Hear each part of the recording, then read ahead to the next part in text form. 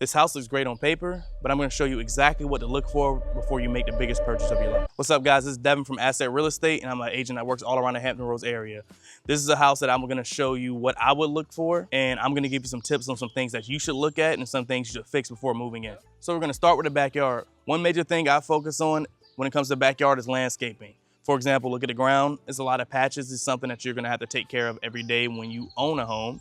Something that's very important. Another thing I would focus on is all these trees that are in the back. Trees are great because they bring a lot of shade, but it also brings a lot of extra yard work and also can attract critters. So this might be something that you may want to take care of. It's not something that's difficult. You can always hire some people to cut down these trees for you or trim them up, as well as hiring a professional landscaper to take care of the whole yard for you. One thing about all this tree overgrowth over here is that if you want to fully cut down all these trees, all in the backyard, it would cost probably a couple $1,000s. And then depending on certain things, like if there's poison ivy, that could also cost a little bit extra as well. So another thing I would always focus on when it comes to the exterior is looking at the vinyl. So sometimes the vinyl can be a little dirty. That's not usually a big deal though, you can always pressure wash it. But if you come over here, this piece of vinyl siding is actually warped. Now with something like this, it's gonna be something you're gonna have to replace. I mean, it could be a couple $100s, not a major thing, but if it's all throughout the house, it can be pretty expensive. So now we're about to go into the garage, just look at the rest of the house. It is gonna be a little bit dark throughout the rest of the tour because the house has no electricity, but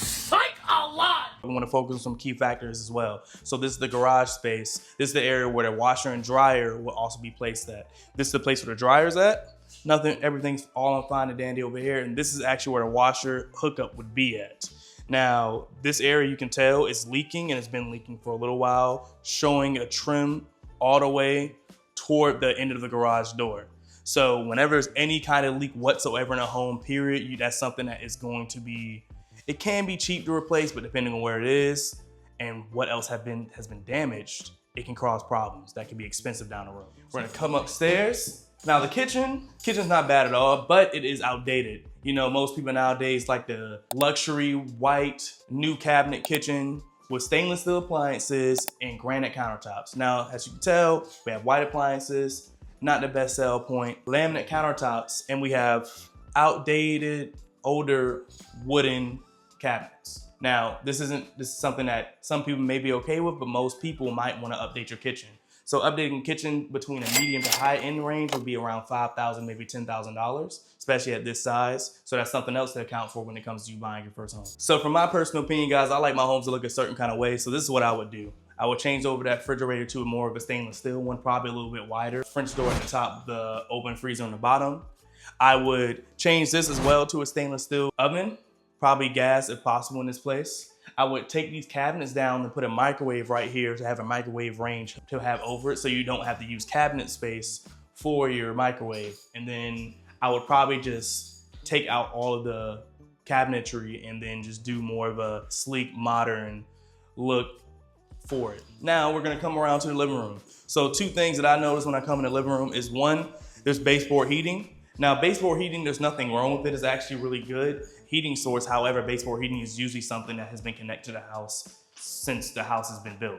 So it might not even be working anymore. That might be something that you want to make sure is taken care of beforehand. And that could be a little bit pricey, whether you need to repair it or remove it. Now, one thing that people would also focus on too is the floors. Now these seem to be solid wood floors. You can save some money on these because some people would just come in and put some LVP, which is luxury vinyl panels, flooring on the floor. Personally, I like the brown solid floor look and it just has a little bit of discoloration. So if you sand it down and stain it, you'll get that same bright, vibrant wood floor color back. For my living room layout, I would probably put the TV, because I'm more of an open concept kind of guy. So I'll probably put a TV on this wall and then probably have my couch right here, a little sectional on this area, coffee table in this space. Probably have a painting right there. And then you have a lot of wiggle room for natural lighting to come through.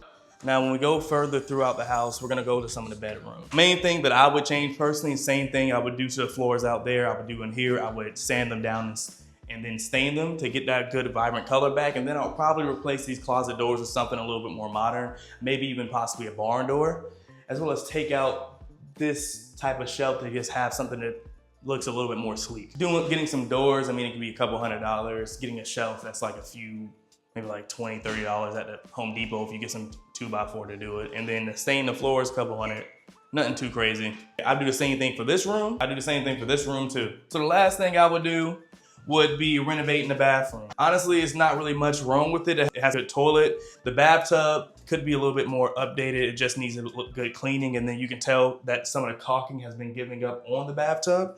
So to save some money, you can always just re-caulk it, clean up these areas, and then keep it good as new. Some people might want to just add a whole brand new shower into it as well, but I would just kind of keep it the same, re-caulk some of the areas and clean it up. I'll probably also replace this bathroom cabinet just because it is a little bit more outdated, and I like mine a little bit more sleek, as well as the lighting on top. We're gonna take all these wall panels and just get some drywall and then make the whole bathroom just white. So to kind of do all those renovations to this bathroom, considering that we're not gonna really be changing any of the main things like the sink, the toilet, or the bathtub, probably gonna spend less than $1,000 on all that all together, so nothing too major. All right guys, so I hope this tour was helpful to kind of give an insight of some things that I would do to kind of make this first home more of a perfect home for you. It may take a little bit of time, but definitely with a little bit of grit and effort, you can definitely make any starter home into your dream. If you want to learn any more about real estate or you need any more tips, make sure you watch our next video below.